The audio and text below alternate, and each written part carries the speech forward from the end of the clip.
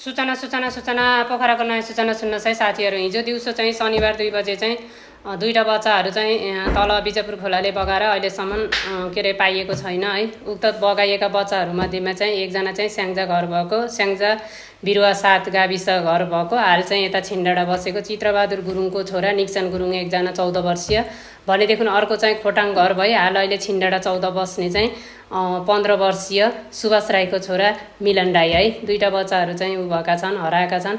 जुन बच्चाहरूलाई चाहिँ के अरे कास्की प्रहरी उसहरू लगाएर चाहिँ खोज अनुसन्धान गरिरहेको छ खोजिरहेको छ है। जुन कुरा चाहिँ हाम्रो कास्की प्रमुख जिल्ला अधिकारी चित्राङ्का बरालले चाहिँ भनिरहनु भएको छ है। अनि उक्त बच्चाहरू अहिलेसम्म भेटिएको छैन।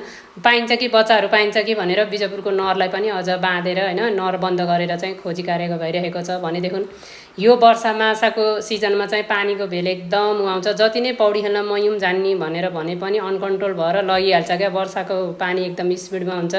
सकेसम्म अभिभावकहरूले आफ्नो बच्चाहरूलाई चाहिँ कन्भिन्स गराएर राम्रोसँग सम्झाइ घरै राख्नुहोस् भन्न चाहन्छु है। अब यति विघ्न पाएर हुर्काएर सबै उ गरेर हैन पढाएर लेखाएर यो अवस्थामा एउटा बच्चा स्तम्भ भएर हरायो भनेदेखि अभिभावकलाई कहाँसम्मको जिन्दगीभरको टेन्सन हुन्छ क्या। त्यही भएर सबैजनाले यो भिडियो मन पर्यो भने like comment repost favourite copy link हानिदिनु होला भन्न चाहन्छु। हस् त धन्यवाद।